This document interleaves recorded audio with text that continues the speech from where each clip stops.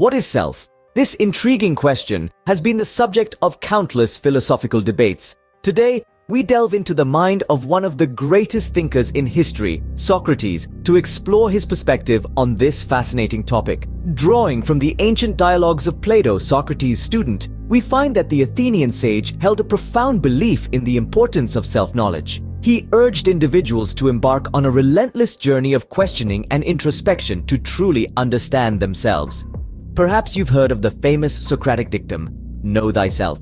This encapsulates his emphasis on self-awareness, inviting us to look within and understand our very essence. Moving on, Socrates proposed an intriguing idea: the unity of virtue.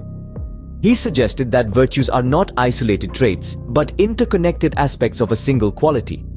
This unity extends to ourselves, hinting at a harmonious integration of virtues within each individual. Peering further into Socrates' views as portrayed in Plato's dialogues, we encounter his tripartite theory of the soul.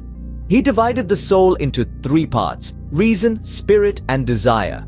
Reason, linked with wisdom, acts as the guiding and rational aspect of the self. The spirit and desire, however, are potentially conflicting elements that need to be harmonized under the guidance of reason. In dialogues like the Phaedo, Plato presents Socrates discussing the immortality of the soul.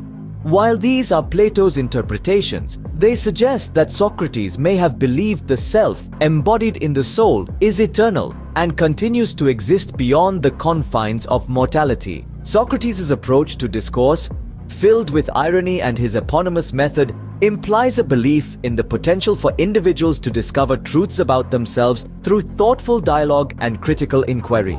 In conclusion, Socrates' views on the self, as interpreted through Plato's dialogues, emphasize self-knowledge, the unity of virtue, the tripartite soul, and the potential immortality of the soul.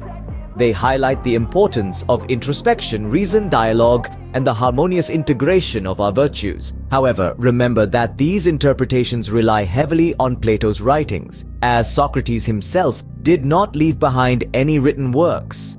Therefore, while we attribute these views to Socrates, we do so with the understanding that they are Plato's interpretations of his teacher's thoughts.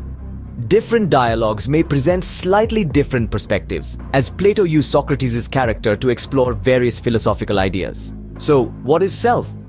Perhaps it's a question we must continue to ask ourselves, just as Socrates would have urged us to do.